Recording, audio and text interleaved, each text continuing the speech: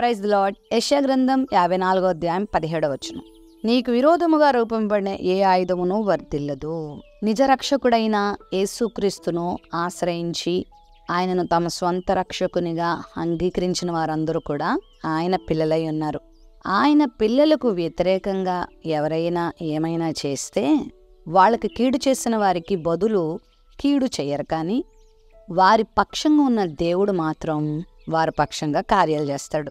సౌలు దేవుని పిల్లల్ని హింసిస్తూ క్రైస్తవులు అని పేరు చెప్పుకున్న వారు ఎక్కడ కనబడితే అక్కడ వాళ్ళని బాధ పెడుతూ వస్తూ ఉన్నప్పుడు క్రీస్తు ప్రభువారు దమస్కు దగ్గర ఆ సౌలుకు ప్రత్యక్షమై, సౌలా సౌలా నీవు నన్నెందుకు హింసిస్తున్నావు అని ప్రశ్నిస్తే సౌలు అనుకుంటాడు, నేను హింసించేది మనుషుల్ని కదా, నన్ను అంటున్నాడేంటి ఈయన అని అనుకున్నప్పుడు ప్రభు అన్నాడు, నా బిడ్డల్ని హింసిస్తే నన్ను హింసించినట్టే.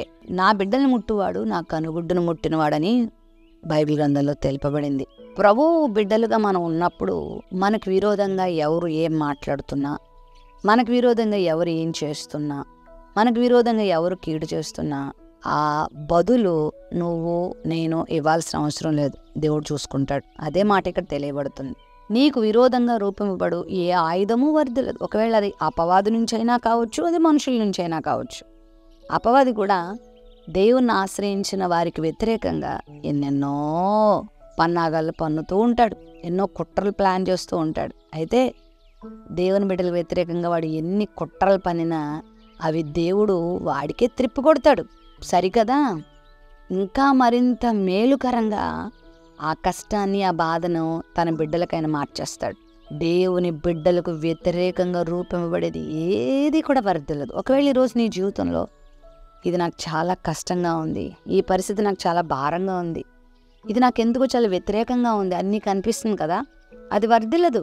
అది అపవాది నుండి వచ్చిందైనా, అది మనుషుల నుండి వచ్చిందైనా అది నిలవదు. పైపెచ్చు అది నీకెంతో దీవెనను మిగిల్చి వెళ్ళబోతుంది. ఈరోజు ఒకవేళ నీ ఇంట్లో పరిస్థితులు బాగాలేదేమో, నీ అనారోగ్యాల వలన, నీ ఆర్థిక ఇబ్బందుల వలన, కుటుంబ సమస్యల వలన, నీ భర్తను బట్టి, నీ భార్యను బట్టి, నీ పిల్లల్ని బట్టి, నీ ఇరుగు పొరుగును బట్టి, నీ బంధువులను బట్టి, నీ ఉద్యోగంలో సమస్యలను బట్టి, వ్యాపారంలో సమస్యలను బట్టి, ఏవేవో సమస్యలను బట్టి నువ్వు కృంగిపోతున్నావు కదా. ఆయన బిడ్డవైతే నువ్వేం కృంగిపోవద్దు, అవేవి వర్ధిల్లకుండా దేవుడు చేస్తాడు. సరికదా, ఎంతో గొప్ప దీవెనను దేవుడు నీకు అనుగ్రహిస్తాడు. బైబిల్ గ్రంథంలో మీరు ఎక్కడ చూసినా సరే దేవుని బిడ్డలకు ఎవరు వ్యతిరేకంగా పనిచేసినా అది వాళ్ళకి మేలయ్యింది, కానీ కీడుకరంగా మారలేదు. దేవుడు అలా మార్చాడు, నీ జీవితంలో కూడా మారుస్తాడు. నీకెవరైనా వ్యతిరేకమైన కార్యాలు చేస్తున్నా, నేను నిందిస్తున్నా, నేను అవమానపరుస్తున్నా, నీకు వ్యతిరేకంగా వారు ఏమేమి పన్నాగాలు పన్నుతున్నా నీవు మౌనంగా ఉంటావేమో, కానీ నీ దేవుడు మౌనంగా ఉండడు. నువ్వు చేతగాందానిగా మిగిలిపోతావు, కానీ ఆయన మాత్రం చేతగాని వాడు కాదు. తన గొప్పతనం ఏంటో, తన శక్తి ఏంటో నీ ఎడల వారికి చూపిస్తాడు. ప్రేమ నమ్మకం కలిగిన మా తండ్రి, నీ బిడ్డలకు వ్యతిరేకంగా ఏది రూపింపబడినా వర్ధిల్లదని చెప్పావు కనుక నీ బిడ్డలు ఈరోజు ఏ శ్రమ గుండా వెళ్తున్నారు అవి వర్ధిల్లకుండా నిలబెట్టి నీ కొరకు వారిని వాడుకోమని యేసు నామములో ప్రార్థిస్తున్నాం తండ్రి. ఆమేన్.